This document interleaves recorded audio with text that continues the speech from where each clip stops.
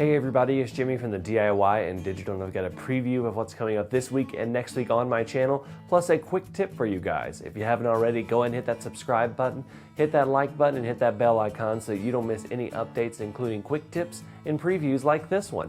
So this week we have a very simple video. It's going to be Christmas Eve when this video comes out, and I thought rather than doing a tutorial that you guys aren't going to have time to look at while you're with your families on Christmas, I would just do a simple video for you guys showing trains running around my layout. Several of you have asked for that, so this is just an extended look at trains running around my layout. And then next week, we're going to be doing kind of a 2019 preview showing my plans for the channel and for my layout in 2019. And this will give you guys a chance to suggest specific things within those plans that you guys want to see. And it'll be a really good thing so that we can get some more stuff that you guys want on the channel. So that's what's coming up this week and next week.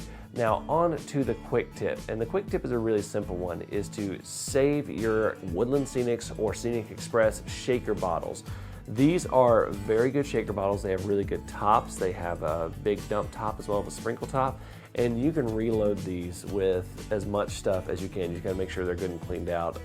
I have about 5 of these that I keep reloading and reloading and reloading. And actually, if you've seen in my using real dirt on your model railroad tutorial, which I'll link right up here, you see me use one of these and fill it with the sifted dirt that I harvested from my backyard. So definitely keep these shaker bottles.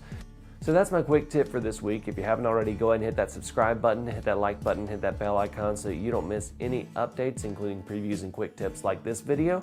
Until next time, I'm Jimmy from the DIY and Digital. Happy railroading.